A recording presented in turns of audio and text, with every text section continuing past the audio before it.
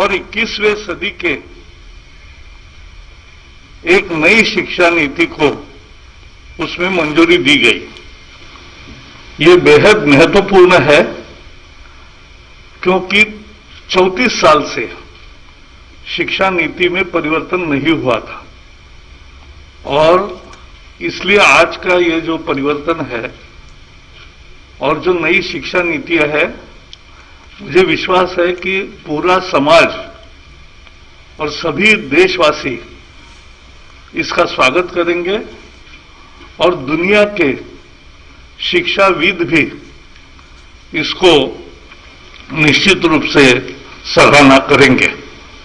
So friends, as today we have Ramesh Pokhriyal ji also, but I'll request first Secretary, who will do first? Amit Khare ji, to his Secretary of Higher Education, so he'll do a presentation because बहुत सारे मुद्दे हैं और बहुत मुद्दों को ढंग से समझने के लिए एक अच्छा प्रेजेंटेशन है, सबको मिलेगा भी और प्रेस रिलीज भी डिटेल्ड है वो भी मिलेगा। मैं इसके साथ ही अनुरोध करूंगा स्कूल एजुकेशन के प्रमुख जो रिफॉर्म्स हैं उस पे सचिव स्कूल शिक्षा बताएंगे। माननीय मंत्री जी श्री जावड़ेकर जी, माननीय मंत्री श्री निशंक जी, सचिव उच्च शिक्षा श्री खरे जी, पीआईबी से कुलदीप जी और प्रेस के मित्रों, जैसा कि सर ने कहा मैं यहीं से शुरू करती हूं। ये जो पूरी जो हमारी पॉलिसी आज आई है बाहर, उसमें 27 मेजर हेडिंग्स हैं सर, टेक्नोलॉजी से 27 जो मेजर हेडिंग्स हैं उसमें 10 हेडिंग्स सिर्फ स्कूली शिक्षा के लिए हैं, 10 हेडिंग्स सिर्फ उच्च शिक्षा के लिए हैं, लेकिन 7 हेडिंग्स ऐसे हैं जो कॉमन हैं और वो जो कॉमन है उसमें ये टेक्नोलॉजी और ऑनलाइन एजुकेशन भी है। तो जैसा कि सर कह रहे थे कि ऑनलाइन एजुकेशन और टेक्नोलॉजी जो आप ऊपर जो 4 बुलेट देख रहे हैं, टेक्नोलॉजी का जो यूज है एजुकेशनल टेक्नोलॉजी का, वो ऑनलाइन एजुकेशन मतलब सेकंड बुलेट है, टीचिंग लर्निंग एंड असेसमेंट के लिए तो यूज होगा ही, लेकिन एजुकेशनल टेक्नोलॉजी जो बाकी एरियाज हैं उसके लिए भी यूज करने के लिए काफी डिटेलिंग है उसमें। अब हम स्कूल के रिफॉर्म्स की तरफ आए तो इसमें काफी पाथ ब्रेकिंग रिफॉर्म्स हैं जो कि इनफैक्ट पहली बार किसी भी एजुकेशन पॉलिसी में आई है। सबसे पहली चीज तो 1986 में जैसा कि आईसीडीएस स्कीम का इंट्रोड्यूस किया गया था, लेकिन इस बार जो है वो early childhood care and education के लिए एक पूरा करिकुलम बनाने की बात है। करिकुलम के अलावा यूनिवर्सलाइजेशन जो सस्टेनेबल डेवलपमेंट गोल्स में भी जो लिखा हुआ है, तो इस शिक्षा को जो पूर्व प्राथमिक शिक्षा होती है उसकी यूनिवर्सलाइजेशन की बात की गई है।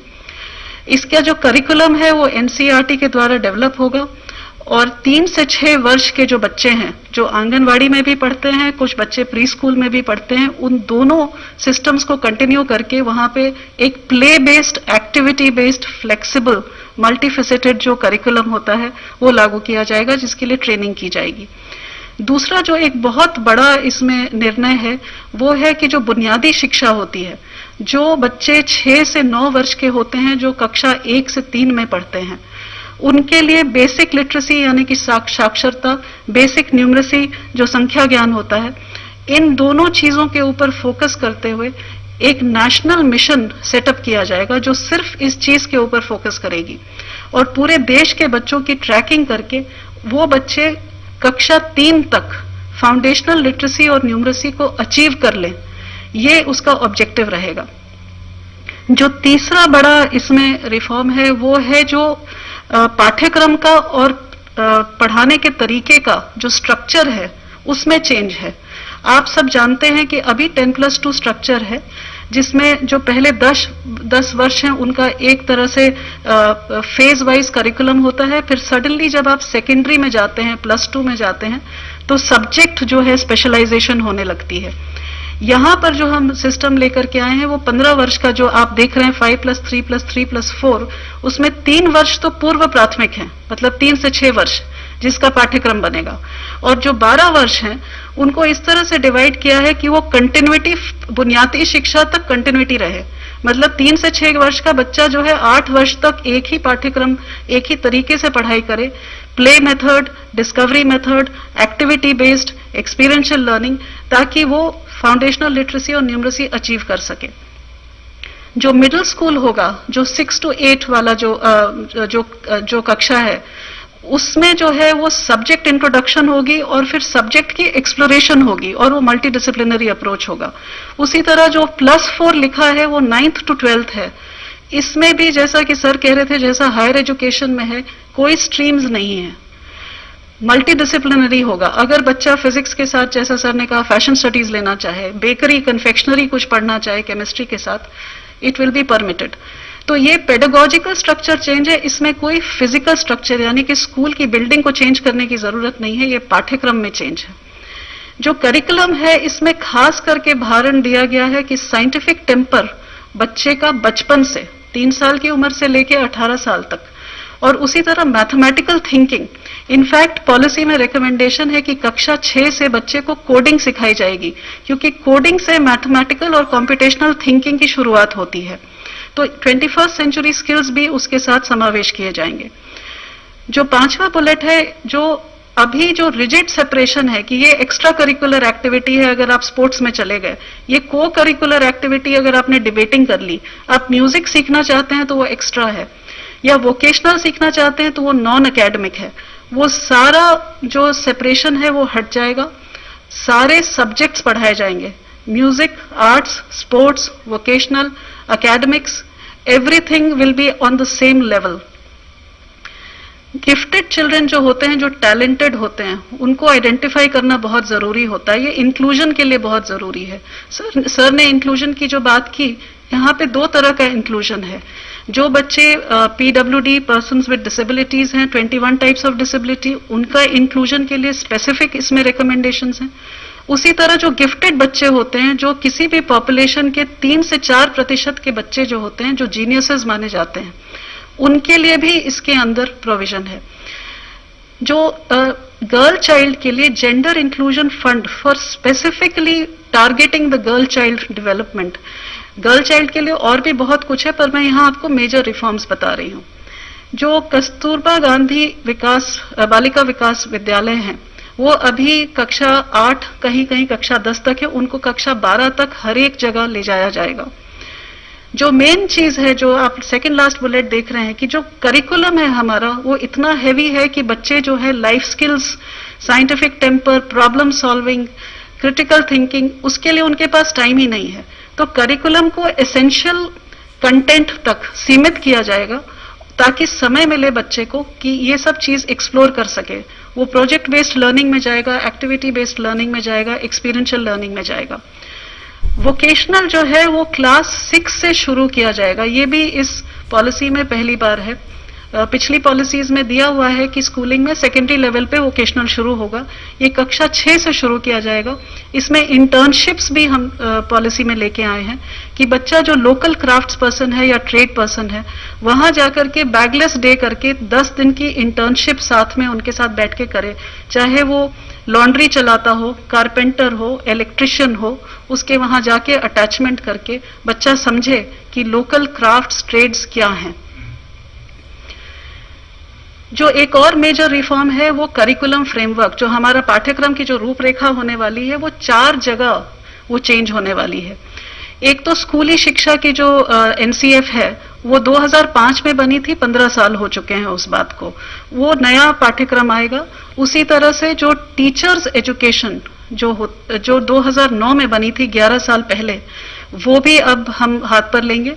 जो अर्ली चाइल्डहुड एजुकेशन की मैंने आपसे जो बात करी, कि वो भी जो है अब की बार पहली बार इस तरह से बनेगा कि 0 से 3 वर्ष का सब फ्रेमवर्क बनेगा, जिसमें पेरेंट्स को बताया जाएगा कि आप घर पे क्या कर सकते हैं, और 3 से 6 वर्ष का आंगनवाड़ी के अंदर या प्री स्कूल में अगर बच्चा है तो उसके लिए बताया जाएगा।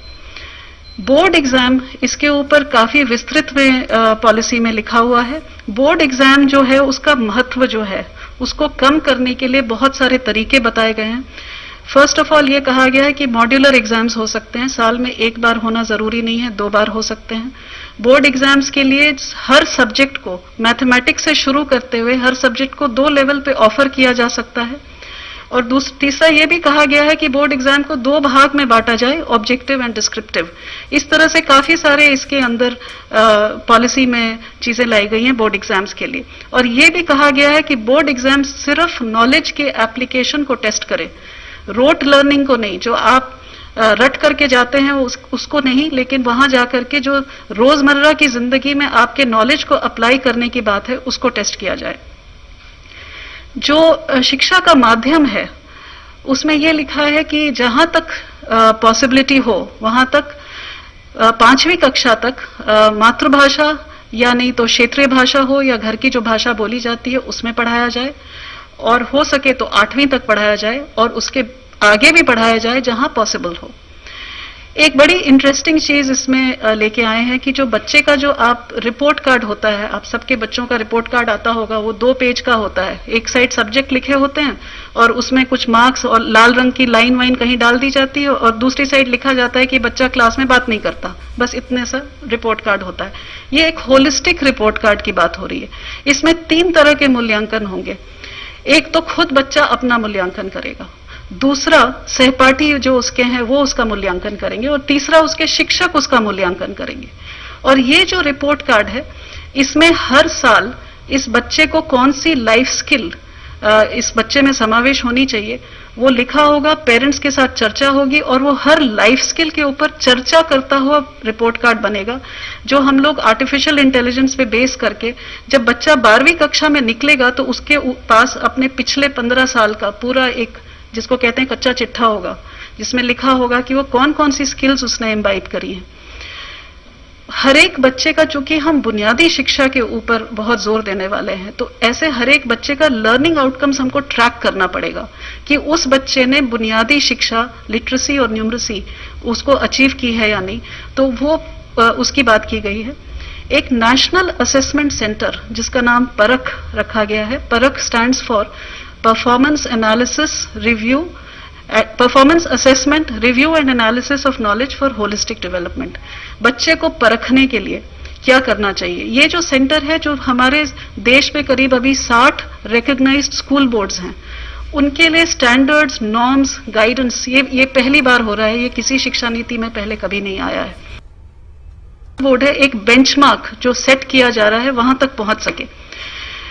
एनटीए जो है नेशनल टेस्टिंग एजेंसी, वो हर एक यूनिवर्सिटी और कॉलेज को ऑफर करेगी एक एंट्रेंस एग्जामिनेशन, ताकि जो बच्चे हैं एक कॉमन एग्जामिनेशन से कॉलेज और यूनिवर्सिटी में एडमिशन ले सके। ये मैंडेटरी नहीं है, ये ऑफर होगा एनटीए की तरफ से। टीचर्स के लिए एक नेशनल प्रोफेशनल स्टैंडर्ड तैयार किया जाएगा, जिससे टीचर की रोल एक्सपेक्टेशन क्या है और टीचर को किस बेंचमार्क पे पहुंचना है उसके बारे में एक स्टैंडर्ड तैयार किया जाएगा। ये एनसीईआरटी और एनसीटीई मिलकर तैयार करेंगे और ये पूरे देश में लागू होगा। बुक्स की प्रमोशन के लिए बुक, ये पढ़ना कितना जरूरी है इसके ऊपर हम लोग बहुत जोर दे रहे हैं, क्योंकि बच्चा अगर पढ़ नहीं पाता है 3री कक्षा तक तो वो आगे उसका पढ़ाई जो है उसकी बहुत सीमित हो जाती है। तो books, reading and promotion policy, उसी तरह डिजिटल लाइब्रेरीज के ऊपर जोर रहेगा। सर ने जैसा बताया, स्कूल्स में भी एक ट्रांसपेरेंट ऑनलाइन सिस्टम होगा सेल्फ डिस्क्लोजर का स्कूलों का, for public oversight and accountability. अब इसके आउटकम्स क्या होंगे? पहली चीज तो मैंने जैसे कि कहा कि पूर्व प्राथमिक शिक्षा से लेकर के सेकेंडरी स्कूलिंग का यूनिवर्सलाइजेशन 2030 तक करने की बात है, क्योंकि सस्टेनेबल डेवलपमेंट गोल से ये पॉलिसी अलाइंड है। दूसरी चीज की जो बुनियादी शिक्षा है, हर बच्चा जो कक्षा 3 में पहुंचेगा उसकी बुनियादी शिक्षा अचीवमेंट हो, वो 2025 मतलब 6 साल के अंदर करने की बात है। 100% GER सेकेंडरी लेवल की 2030 तक। जो हमारे बच्चे आउट ऑफ स्कूल हैं वो हर एक बच्चे को हमें वापस लाना है। जो टीचर्स हैं उनको जो अब नए तरीके से असेसमेंट होने वाला है, मूल्यांकन का तरीका बदलने वाला है, उसके लिए उनकी तैयारी 2023 तक करके उसको हमें लागू कर देना है। जो इंक्लूजन के लिए सर ने ऑलरेडी बात कर ली है कि हमको सारे बच्चों को, हर तरह के बच्चों को, किसी भी बैकग्राउंड से हो, किसी कम्युनिटी से हो, किसी कास्ट से हो, किसी रिमोट एरिया से हो, हर तरीके के बच्चों को समावेश करने के लिए स्पेशल पॉलिसी एस्पेक्ट्स हैं, वो 2030 तक सब पूरे किए जाएंगे। बोर्ड एग्जाम्स का मैंने आपको बता ही दिया है। हर बच्चे का इसमें ये लिखा है कि जब वो स्कूल से निकलेगा तो एक स्किल, एक वोकेशनल स्किल उसको वो हासिल करके निकलेगा। ये भी इसमें पॉलिसी में लिखा है। और जो कॉमन जो स्टैंडर्ड्स बन रहे हैं जो सेल्फ डिस्क्लोजर के, वो पब्लिक स्कूल्स और प्राइवेट स्कूल्स के लिए कॉमन रहेंगे, दोनों को एक ही स्टैंडर्ड में पहुंचने का है। तो ये स्कूल का इतना ही था। अभी सर आपको इसके बारे में बताएंगे।